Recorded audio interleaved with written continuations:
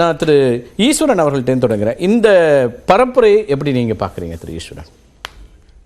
100% பிரதமர் மோடி அவர்கள் தோல்வி அடைவோம் என்ற ஒரு அச்சத்திலே ஒவ்வொரு நாளும் தமிழ்நாட்டிலே பேசியவரை பல கூட்டங்களுக்கு தமிழ்நாட்டுக்கு வந்தார். பேசியவரை இங்கு அவருக்கான தளம் இல்லை என்பதை புரிந்து கொண்டு அடக்கி வாசித்தார். வட மாநிலங்களிலே செல்லும் பொழுது அங்கு வரவேற்பில்லை, அங்கு வெற்றி பெறக்கூடிய வாய்ப்பு இல்லை என்று புரிந்து கொண்டவுடன் ஒரு பேலன்ஸே இல்லாமல் தினமும் ஏதாவது ஒன்றை பேசிக்கொண்டிருக்கிறார். ஏன்னா இவ்வளவு தேர்தல்களில் அவரை பார்த்திருக்கிறோம். இப்படி நெர்வஸாக அவர் இப்படியெல்லாம் பேசுனதை நம்ம பார்க்கல. இப்போ முதல் முறையாக அவர் ஒரு தோல்வியை நோக்கி பயணிக்கிறார் என்பதை புரிந்து கொண்டு அவர் பேசுகிறார். இந்தியா கூட்டணியிலே பிரதமர் பதவியை பற்றி யாரும் இதுவரை பேசவில்லை. இந்தியா கூட்டணியை பொறுத்தவரை ஒவ்வொரு கூட்டணியினுடைய கூட்டத்திற்கும் நான் சென்றவன். அதில் யாரும் நான் பிரதமர் ஆவேன் அப்படின்லாம் யாரும் கிளைம் பண்ணல. அப்படியெல்லாம் யாரும் கிளைம் பண்ணல. அப்படி ஒரு இஷ்யூவே கிடையாது. ஸோ அப்படி இருக்கிறப்ப இவரா முன் இதை பிரதமர்னு ஒருத்தரை இன்னமும் முன்னிறுத்த முடியாத ஒரு சூழல்ல தான் இந்தியா கூட்டணி இருக்கு. இது முன்னுதாரணம் இருக்குல்ல, இதெல்லாம் முன்னுதாரணம் இருக்கு. வாஜ்பாய் காலத்துல இல்லையா அல்லது மன்மோகன் சிங் காலத்துல இல்லையா? முன்னுதாரணம் நிறைய இருக்கு. அதெல்லாம் அதாவது இது எப்படின்னா இன்னைக்கு புது கருத்து அல்ல.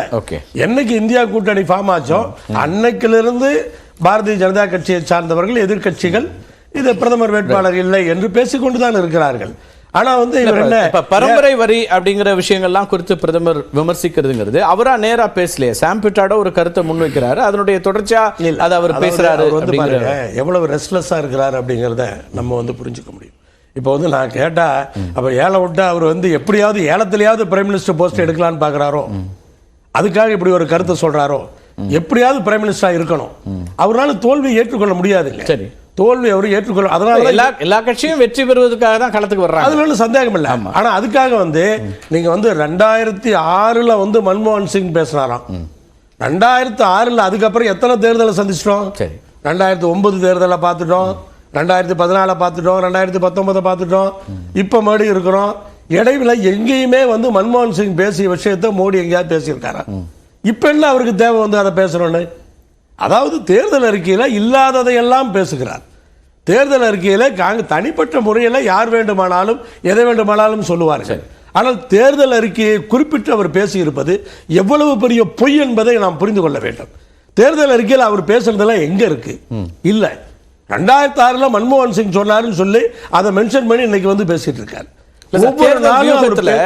ஒரே விஷயத்தை எல்லா நாளும் பேசாம ஒவ்வொரு நாளிலும் ஒரு பிரச்சனையை ஒரு கருத்தை மையப்படுத்தி அவர் பரப்புரை மேற்கொள்றாருங்கிறது ஒரு வியூகமாக தானே இருக்க முடியும். ஒரே பிரச்சனையை நான் பேசல, இன்னும் போக போக இன்னும் மோசமா போவார்.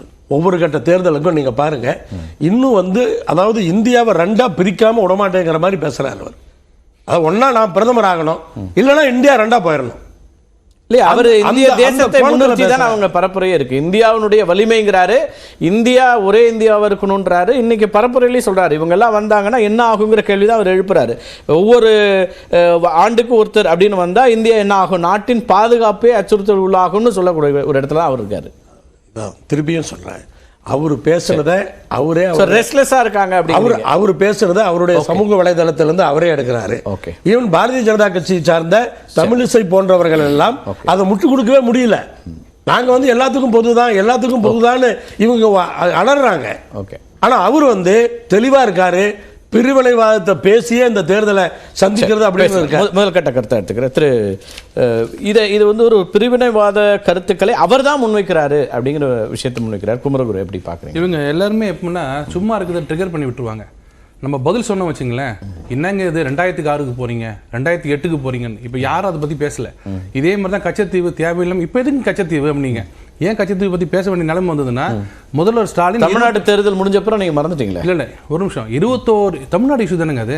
ஆமா சார், இந்தியாவோட இஷ்யூ சார். ஏன் கொடுத்தது திமுக தானேங்க. நம்ம இந்திய நாட்டினுடைய பிரச்சனை தான். கரெக்ட்டுங்க, நான் சொல்றது இப்போ காங்கிரஸ் ஆட்சியில இருந்து எதுக்கு அதை எடுத்தோன்னு சொன்னீங்கல்ல, அப்ப கொடுத்தது ஏன் இப்ப எடுக்கிறாங்க அப்படின்னு கேட்டா, 21 லெட்டர் எழுதிட்டு முதல்வர் தயவு செய்து காப்பாத்துங்க, அதே சமயத்துல கடைசியில் ஒரு வரி கச்சத்தீவை மீட்டு தாருங்கள் அப்படின்னு சொல்லும் போது ட்ரிகர் பண்றது. நம்ம என்ன சொல்றோம், ஏங்க நாங்க என்னங்க மீட்டு கொடுக்குறது, நீங்க தானே கொடுத்தோம். அதே மாதிரி இங்க இது எல்லாமே இருக்கு சார். இது ஒரு தேசிய பிரச்சனை. அந்த தேசிய பிரச்சனை தமிழ்நாட்டுல மட்டும் தான் பேசுறீங்க. இல்ல அது சொல்ல நான் சொல்றது ட்ரிகர் பண்றது நீங்க, நான் பதில் சொல்றோம். சரி. அதே மாதிரி இங்க ஒழுங்கா நீங்க மேனிஃபெஸ்டோல எங்கேயும் சொல்லாம இருந்து மன்மோகன் சிங் 2006 எப்படி சொன்னாரு அப்படின்னு சொன்னா தவறு.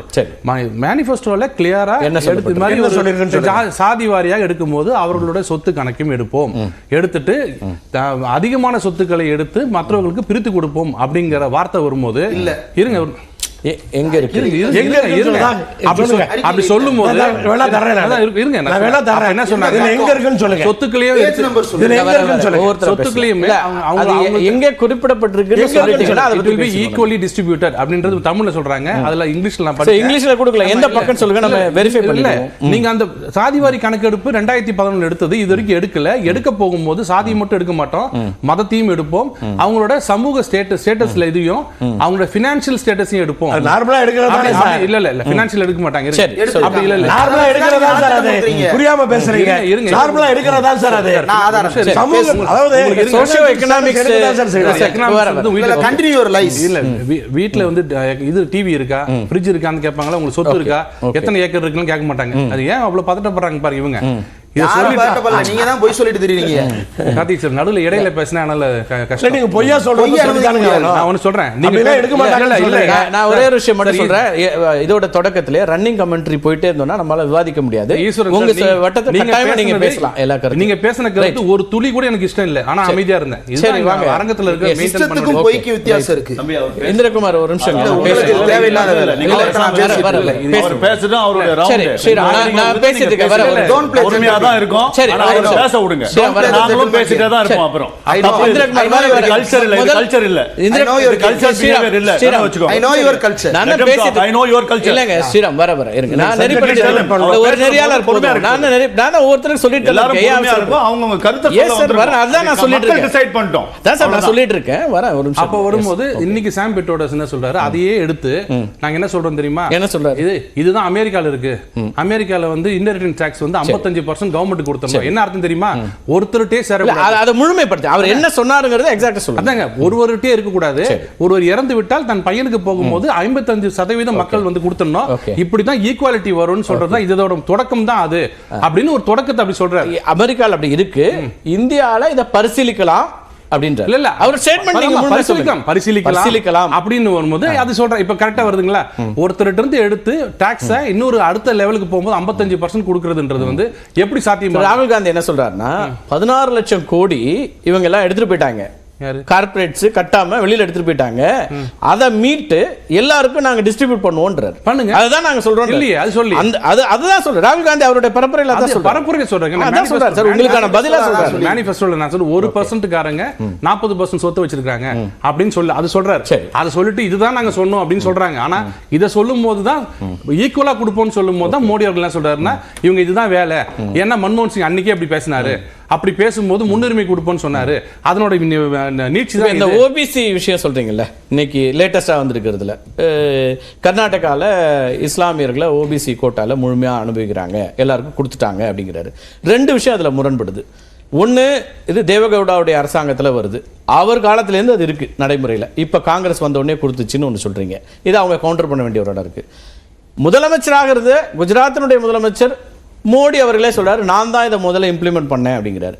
இப்போ இதை எப்படி எடுத்துட்டு போனோம்? இப்போ இல்லைங்க, நீங்க சர்ச்சை ரெண்டு விதமான கருத்து ரெண்டு விதமான மாநிலத்துக்கு இருக்குதுன்னா அது நீங்க பேசுங்க. ஆனா ஓபிசி இப்போ அவங்க ஓபிசி தான், முஸ்லிம்ஸ் நம்ம தமிழ்நாட்டில் பார்த்தீங்கன்னா எல்லாரும் பிசி தான். முஸ்லிம்ஸ்க்கான இடஒதுக்கீட்டை நான் தான் முதல்ல கொடுத்தேன்னு அவரே பேட்டி கொடுத்திருக்கிறார் கடந்த காலங்களில். ஆனா கான்ஸ்டிடியூஷன் படி சுப்ரீம் கோர்ட் பல வழக்குகளில் மத ரீதியான இது வந்து கொடுக்க கூடாது, இடஒதுக்கீடு கொடுக்க கூடாதுன்னு சொல்லியிருக்காங்க. ஆனா தமிழ்நாட்டில் இன்னும் 3% அதை கொடுத்து நான் தான் அதை கொடுத்தேன்னு பெருமையோடு சொன்னவரும் பிரதமர் மோடி தான். முதலமைச்சராக இருந்தபோது நான் கொடுத்தேன். ப்ரோக்ரெசிவா சொல்றதெல்லாம் நாங்க பண்றோம். ஆனா இவங்க பண்றதெல்லாம் என்ன பாருங்க, அப்பீஸ்மென்ட் பாலிடிக்ஸ். இதுங்க வாங்கி அது அப்பீஸ்மென்ட் இல்லையா? எதுங்க ரைட்ஸ் இல்லையா உங்களுக்கு? இடஒதுக்கீடு ரைட்ஸ் இல்லையா? ஆமா, அததானே எல்லாரும் தொடர்ச்சியா சொல்லிட்டு இருக்காங்க. இவங்க அப்படி சொல்றீங்க, எடுத்து நம்ம கொடுப்போம்னு சொல்றது வந்து பாருங்க. இல்ல இன்னொன்னு சொல்லுங்க, இன்ஃபில்ட்ரேட்டர்ஸ் நாங்க உடனே இவங்க முஸ்லீம் நாங்க. எங்க இன்ஃபில்ட்ரேட்டர்ஸ் முஸ்லீம்? அவர் பேசினதுல அவர் பேசினதுல முஸ்லிம்ஸ் சொல்லிருக்காங்க. அவர் ஸ்பீச்ல மன்மோகன் சிங் பத்தி பேசும்போது மட்டும் தான் சொன்னார் தவிர இன்ஃபில்ட்ரேட்டர்ஸும் அதிக குழந்தை பெற்றவர் யார சொல்றாங்க எனக்கு தெரிஞ்சு. எனக்கு சொல்றேன். ஓகே, இன்ஃபில்ட்ரேட்டர்ஸ் யாரு? மியான்மர்ல இருந்து வந்தவங்க யார்? ரோஹிங்கியா. சரி.